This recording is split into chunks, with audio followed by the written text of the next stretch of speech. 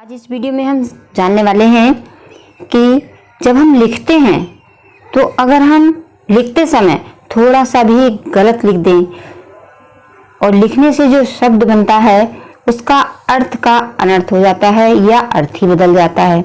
अब जैसे यहाँ पर लिखा है भारती, अगर आपने भारती को भारतीय लिख दिया, ठीक है, तो देखिए दोनों का ही मतलब अलग अलग हो जाता है। भारती का अर्थ होता है सरस्वती और भारतीय का अर्थ होता है भारत का रहने वाला। इसी तरह के और भी शब्द देख लेते हैं, जैसे शब्द आतप। आतप का अर्थ होता है धूप, और अगर आपने आतप को लिखा आपात तो इसका अर्थ हो जाएगा संकट। जैसे शब्द होता है ना आपातकालीन, इसलिए लिखते समय शब्दों को शुद्ध लिखें। अगला शब्द देखिए प्रणय। प्रणय का अर्थ होता है प्रेम, और परिणय, परिणय का अर्थ होता है विवाह। छोटे ऊ की मात्रा और बड़े ऊ की मात्रा भी आप बहुत ही ध्यान से शब्दों पर लगाइए। देखिए अगर जहां पर छोटे ऊ की मात्रा लगनी है वहां पर आपने बड़े ऊ की मात्रा लगा दी तो कितना अंतर आ जाएगा। अब यहाँ पर देखिए कुल।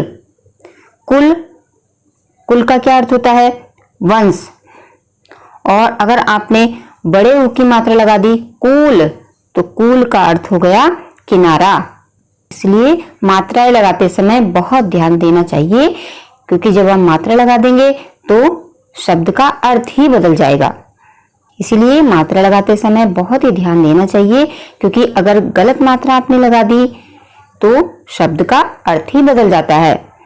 और जिन बच्चों ने कक्षा 11 में या कक्षा 12 में सामान्य हिंदी ली है उन सबको तो ये सब पढ़ना ही है, तो वो बच्चे भी बहुत ही ध्यान से इस वीडियो को देखें और इन शब्दों को अपनी कॉपी में नोट करें। एक शब्द बहुत पूछा जाता है आधी और व्याधि।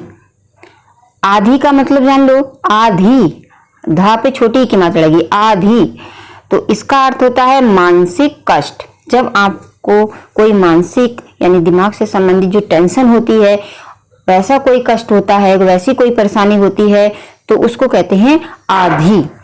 और व्याधि, व्याधि का अर्थ होता है शारीरिक कष्ट। जैसे कोई बीमारी लग गई, बुखार आया है, कहीं पर चोट लगी है। इन शब्दों का बहुत ही अच्छी तरह से आप मतलब जानकर रखिए। आधी यानी मानसिक कष्ट, व्याधि शारीरिक कष्ट। अगला शब्द देखिए कर्म। कर्म का अर्थ होता है काम, काम करना, और एक होता है क्रम। क्रम का अर्थ होता है सिलसिला या क्रम से काम करना। जैसे कहा जाए कि इन फाइलों को क्रम से लगाइए। और कर्म का अर्थ होता है काम। जैसे कहा जाता है कि आपके कर्म अच्छे हैं या आपके कर्म बुरे हैं। आदि कोई भी इसी तरह से आप समझ लीजिए। जैसे कहा जाए कि कोई ये कहे कि किसी का बिजनेस में लॉस हो गया है, नुकसान हो गया है और वो बहुत ही परेशान है, तो उसके कष्ट को कहा जाएगा आदि।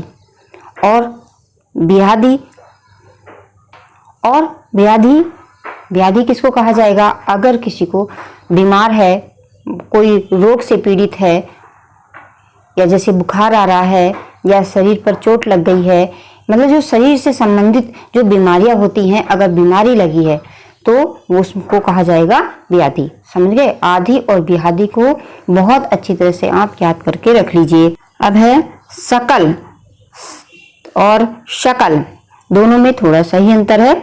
अब ये देखिए, लेकिन अंतर अर्थ में कितना बदल रहा है। अगर छोटा वाला सा लगाया है सकल तो हो जाएगा इसका अर्थ संपूर्ण। संपूर्ण मतलब सारा। और सकल, सकल का अर्थ होता है खंड भी होता है सकल का अर्थ, और टुकड़ा भी होता है। जैसे कहा जाए कि भूकंप आने से सारे ही जो पहाड़ थे उनके शिला सकल सब टूट गए, बिखर गए, मतलब पत्थरों के टुकड़े क्या थे, या उनके पत्थरों के जो खंड थे या टुकड़े थे वो इधर उधर बिखर गए। और शकल शब्द का अर्थ चेहरा, चेहरा भी होता है, जो आपका मुख है, शक्ल है। कहते हैं ना कि आपकी शक्ल जो है बहुत ही सुंदर है, तो शक्ल का अर्थ चेहरा भी होता है। और सकल का अर्थ होता है सब या संपूर्ण।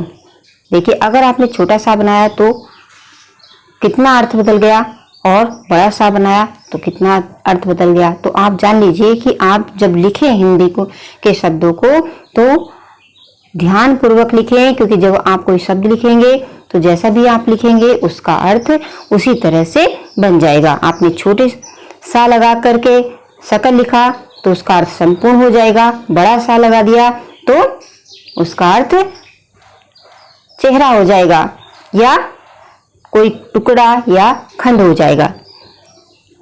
तो आज इस वीडियो में बस इतना ही, मिलते हैं फिर किसी दूसरी वीडियो में। धन्यवाद।